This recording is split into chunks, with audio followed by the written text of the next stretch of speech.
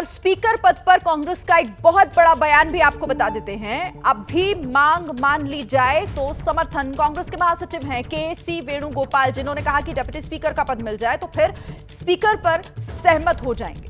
तो अभी भी ये कहा गया है कि मांग अगर मान ली जाती है तो स्पीकर पर सहमति दे देंगे। सुनिए जरा।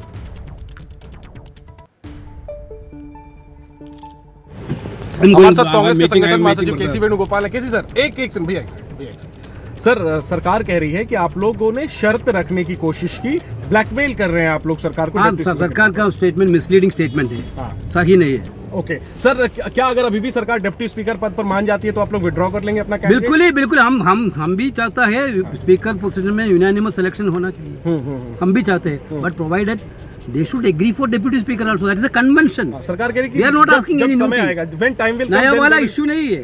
गवर्नमेंट डिप्टी स्पीकर ऑपोजिशन का मामला है। सरकार कह रही है जब डिप्टी स्पीकर का इलेक्शन आएगा, समय आएगा, तब बात करेंगे इस पर। क्या 5 साल डिप्टी स्पीकर भी नहीं रहा लोकसभा। पहले 5 साल क्या पोजीशन था डिप्टी स्पीकर का? आज का प्रॉमिस क्या वैल्यू क्या है? तो कांग्रेस के महासचिव के.सी. वेणुगोपाल को आपने सुना और उन्होंने कहा कि अगर मांग मान ली जाती है तो फिर स्पीकर पर सहमति हो जाएगी, बन जाएगी। इस पर हमारे साथ बात करने के लिए नीरज, हमारे संवाददाता, जुड़ गए हैं। नीरज, यानी कि इसका मतलब अभी भी एक विंडो खुली रखी है और कहा है कि अगर ये मांग मान ली जाती है तो फिर चुनाव की नौबत नहीं आएगी, वो परंपरा नहीं टूटेगी जो पिछले 72 सालों से चली आ रही है। देखिए, निश्चित रूप में अभी समय तो है, क्योंकि वोटिंग कल सुबह होनी है 11 बजे।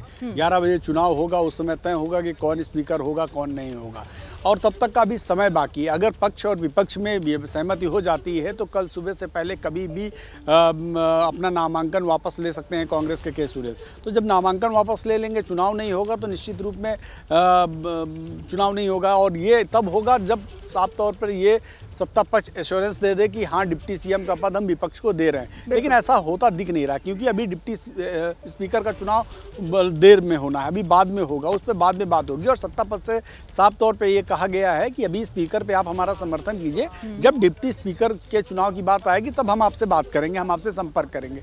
तो लेकिन कांग्रेस और इंडिया अलायंस के लोग एश्योरेंस चाहते हैं सरकार की तरफ से कि आप हमें दीजिए, ये बात बोलिए, सार्वजनिक कीजिए कि नहीं, डिप्टी स्पीकर का पद आप विपक्ष को देने वाले हैं, जो सत्ता पक्ष देने को तैयार नहीं। तो ऐसे में बहुत कम उम्मीद है कि ऐसी परिस्थिति हो कि विपक्ष अपना कैंडिडेचर वापस ले ले। मुझे लगता है कि चुनाव होगा, क्योंकि ना तो सत्ता पक्ष ये बात उनकी मानने वाला है और ना विपक्ष इस बात से पीछे हटने वाला है कि डिप्टी स्पीकर पद तक जब तक आप देंगे नहीं तब तक हम वापस नहीं लेंगे। तो चुनाव होना लगभग तय है। स्पीकर के चुनाव में के सुरेश और ओम बिरला आमने सामने होंगे। ये ज़रूर है कि सरकार के पास पर्याप्त बहुमत है, पर्याप्त संख्या है, पर्याप्त सांसद हैं, जिससे बहुत आसान होगा, उनका लोकसभा स्पीकर बन जाएगा। जी चलिए, तो भले ही विंडो खुले रखने की बात की गई हो, लेकिन ऐसा होता हुआ फिलहाल दिख नहीं रहा है। नीरज, आप रहिए, आगे भी आपसे इस पर बात होगी।